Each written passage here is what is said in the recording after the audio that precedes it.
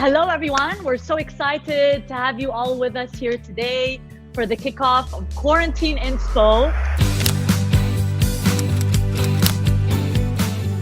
Yasmine, you're an integrative health and nutrition coach, and you have a wealth of experience and are an expert at the topic we're about to discuss today. For the first time in our lives, we're actually finding ourselves quarantined in our home, and suddenly the fridge has become our best friend. So how do we break this vicious cycle in an efficient way so we don't turn out to become like giant beached whales at the end of this quarantine? What's basically happening is that when we have our routines pre-corona days that were set for us, we knew when we would eat, we knew when we would see our friends, we had time to go move, we had time to work. Structure.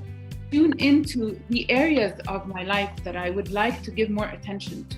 Figure out where the tension is coming from. Then you can actually include activities in your day that support the needs that you have. That's number one, is to set the structure and to set a routine. To set a routine that you're happy with. It's a chance to slow down. It's a chance for you to actually control your routine. If you spend a few minutes or an hour actually analyzing how you were spending your time before Corona, you may actually find that you're happy not to be doing a lot of the things you were doing. Prioritizing. Yeah, we're really prioritizing the things that matter. The key is to shift your perspective from this being a negative, challenging time, which it is. And I'm saying that when you shift your perspective, you're always going to be happy and rosy. But that shift in perspective allows you to put your energy and attention on what is going to serve you to feel better and how you want to come out of this. We've set the structure, we've set the routine. What do we do next? Like in terms of like preparing the meals and making the right choice. Your meal times, actually set meal times either with your family or if you live alone with a friend, you can FaceTime your friend. That way you're committed. Nice. You're actually accountable for it. Another key factor is we're not moving. For those of us who are fully quarantined and at home, you're not moving. You're not even walking to and fro the car, nothing. So what you need to do is make sure you move. Also get it done with friends. So what we did is we actually did a Zoom call and did a workout together. Your friends are like your accountability partners and they're keeping you accountable. Now we come to the snacking. Like how and buying the right foods, I guess, right? To contain the damage at home that we're about to make, because I guess when it's so easily accessible, it's so easy to just munch away on junk and all of that. So how to contain that? So it all starts with what you buy and what you bring into your home. You need to aim to have lower calorie foods, healthier versions of the foods you like, foods that are made of natural ingredients.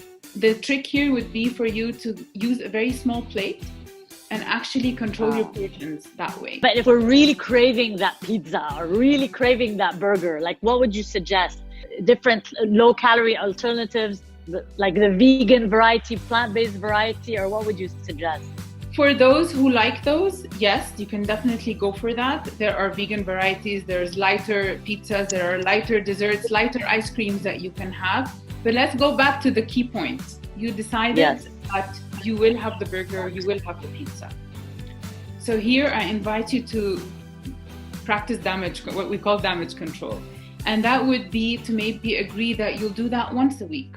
What you want to do is not eat the whole pizza. So you want to take your plate, your dinner plate, fill half of it with pizza and fill the other half with a salad. Being in this quarantine and everything that we're hearing, we also want to be aware of what can we consume and what can we buy that can boost our immunity at this time.